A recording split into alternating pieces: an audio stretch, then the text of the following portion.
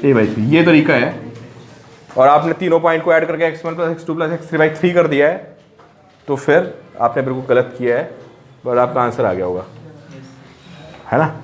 ये this is, हाँ कैसे आया यार, ये 0 है, ये कितना है a, तो मिड पॉइंट का फॉर्मूला क्या होता है, x1 plus x2 by 2 comma y1 plus y2 by 2, है ना, मिड पॉइंट हुआ ना डॉट का।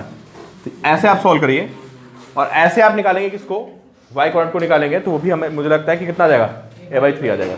ठीक है, नोट कर लो भाई। इसके बाद बढ़ते हैं, क्वेश्चन नंबर कौन सा था, 10 बहुत दिमाग खराब करने का क्वेश्चन है। देखें ये कौन बच्चा मुझे बताता है, ये भी जेई का क्वेश्चन है, नोट कर लो आप 10, ये सारे जेई में आए हुए प्रीवियस ईयर्स में। 10 देखें कौन बताता है मुझे, थोड़ा हाँ वाई निकाल देना, वो भी है ना, वाई क्वाड्रेंट भी आपका a बाई 3 आ जाएगा। चलो पढ़ो भाई 10 क्वेश्चन ढंग से।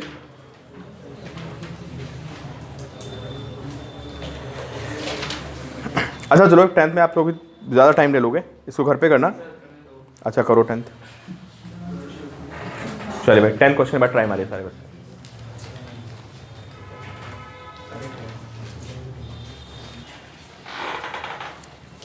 टेंथ क्वेश्चन एक बार मैं आपको समझा देता हूँ, बाकी आप लोग करते रहो, जिनको समझ में आ रहा है मैं ट्राई करते रहें। Centre of mass of 3 particles कितने कितने हैं, एक तो 1 kg है, इतना मुश्किल नहीं है ना, जेई बोल दिया तो मुश्किल ही है। सिर्फ वो आप क्वेश्चन को ध्यान से पढ़ोगे तो आपसे एक लाइन में आंसर आएगा, कोई क्वेश्चन में नहीं बनानी, एक ही लाइन में। और थोड़ा आपकी क्वेश्चन तेज है तो आप ऐसा सॉल्व कर सकते हो। M1 1 kg, M2 2 kg, M3 3 kg। अच्छा है 1 kg वाले का सेंटर मास कहाँ पे बताइए आप, क्यों भाई इसका सेंटर मास कहाँ पे है, 1, 2, 3 पे, है ना। दूसरा ब्लॉक कितना है भाई, प्लीज बातें नहीं, दूसरा कहाँ पे है, कितना है और कहाँ पे बताइए, 2 kg है, और सेंटर मास कहाँ पे उसका, बोला भाई एक बार, सेंटर मास कहाँ पे इसका, जो गलती मत करो। सर ये 3 पार्टिकल्स पड़े हैं इस पॉइंट पे, 1 kg, 2 kg, 3 kg का पार्टिकल 1, 2, 3 पे पड़ा है। ऐसा लिखा गया, ऐसा ही है, और बाकी पार्टिकल अलग है, फिर वो टोटल 3 kg का। देखो मैं गलत पड़ गया, ठीक है। सेंटर मास ऑफ 3 पार्टिकल्स है ना, of masses 1 kg, 2 kg and 3 kg, बिल्कुल सही। तो मिला के कितना हो गया ये, 6 kg, है ना। तो मुझे यहाँ पे कितना लिखना चाहिए, समझ गए ना, तीनों का मिला के सेंटर मास कहाँ पे, 1, 2, 3 पे, मतलब 6 kg का जो सेंटर मास है वो कहाँ पे, 1, 2, 3 पे। चलो भाई आगे बोलो क्या किया है, उसके आगे क्या लिखा हुआ पढ़ो। तो 1 kg, 2 kg, 3 kg के मास, सेंटर मास कहाँ पे, 1, 2, 3 पे, है ना। फिर क्या बोला, एंड भाई पढ़ते रहिए क्वेश्चन, अब बात नहीं भाई, and centre of mass of another system of particles, and centre of mass of another system of particles of total mass 3 kg। एक और सिस्टम है जिसका मास कितना है भाई, 3 kg, और सेंटर मास कहाँ पे, -1, -3, ये इसका सेंटर मास। ठीक है, ये 2 सिस्टम हो गए। अच्छा अब मुझे क्या करना है बताओ, इसके बाद क्या बोला है, where should we put a particle of mass 5 kg, है ना। अब हमें क्या करना है, एक और मास लेके आना है, कितना, 5 kg, इसको लेके आ गए। इसको कहाँ रखा जाए ये पूछा है इसने, कहाँ रखा जाए, मतलब मुझे इसके XYZ नहीं पता है ना, जिससे कि क्या हो जाए बताओ, ताकि सारा का सारा सेंटर ऑफ मास फर्स्ट, मतलब इन तीनों का जो सेंटर ऑफ मास है ना, वो कहाँ पे आ जाए बताओ, इस पूरे सिस्टम का जो सेंटर ऑफ मास है, इसने बोला है, देखिए मैं फिर से पढ़ रहा हूँ, where should we put a particle of mass 5 kg so that the centre of mass of the entire system, entire system मतलब इन सबका मिला के जो सेंटर ऑफ मास है वो कहाँ पे आ जाए, सो that the centre of mass of the entire system lies at the आगे क्या लिखा है बेटा, centre of mass of first system, समझ गए ना, कि इन सबका अगर मैं सेंटर ऑफ मास निकालूं तो कहाँ पे आएगा, इन सबका सेंटर ऑफ मास आएगा 1, 2, 3 पे। अब देखते रहो भाई। अब पहले मैं पकड़ता हूँ एक्स कोऑर्डिनेट को, ठीक है। तो देखो क्या फॉर्मूला होता है बताइए, m1 x1 m2 x2 m3 x3 upon m1 plus m2 plus m3, और एक कितना आना चाहिए, तो यहां से मुझे x मिल जाएगा, ठीक है। तो देखते हैं भाई, m1 x1 कितना आएगा, देखते रहे भाई आप लोग।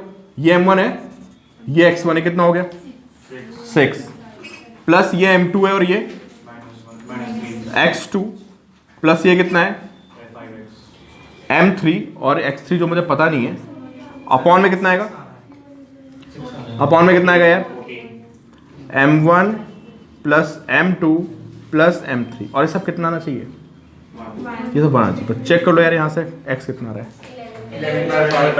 तो यहीं से पता चल गया नन ऑफ दीज आंसर हो गया, क्योंकि किसी भी ऑप्शन में x की वैल्यू 11/5 नहीं है ना। किसी भी ऑप्शन में जो हमारा x आ रहा है वो 11/5 नहीं है सारे ऑप्शंस में, तो ये नन ऑफ दीज हो गया इसका।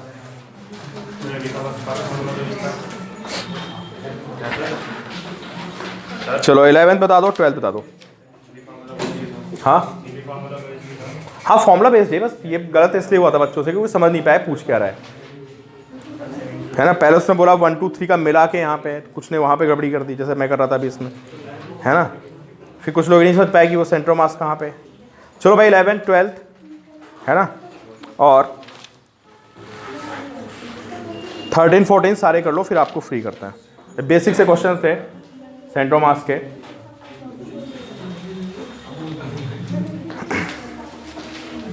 चलो भाई 11th क्वेश्चन।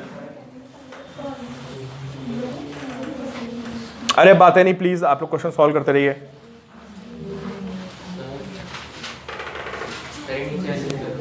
नीचे वाले बुक ले लो यार, बिल्कुल।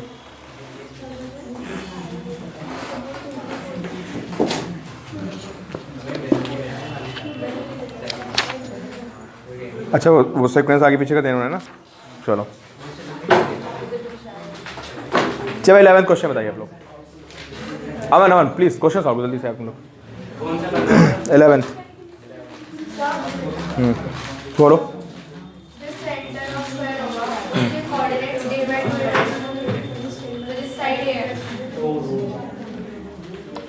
चल भी आवाज नहीं आ रही, रुको एक सेकंड। हाँ बोलो अनुष्का। सेंटर ऑफ स्क्वायर है, उसके कोऑर्डिनेट्स a/2, a/2 होंगे ना, मैं साइड ए है, साइड ए है, सेंटर ही तो a/2, a/2 होंगे, मतलब उसका एक कॉर्नर ओरिजिन पे है। हाँ तो a/2 का सेंटर। सारे बच्चे सॉल्व किए, फॉर्मूला बेस्ड क्वेश्चन है यार। अब मेरे सॉल्व करने से पहले आपका आंसर चाहिए। हाँ चलो भाई आंसर निकालो सारे बच्चे। अब मैं एक्सप्लेन कर रहा हूँ, मेरे सॉल्व करने से पहले आपका आंसर आना चाहिए। प्लीज बातें नहीं भाई। 4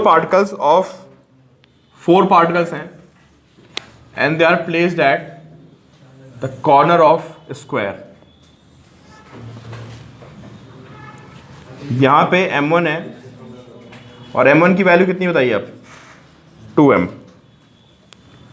यहां पे m2 है और m2 की वैल्यू कितनी भाई, अच्छा ये भी 2m है यार, m2 तो दे नहीं रखा है इसने। अच्छा m2 4m है, 4m। यहाँ पे m3 है और m3 की वैल्यू कितनी है यार, ये m वैल्यू हो गई m3 की, ठीक है।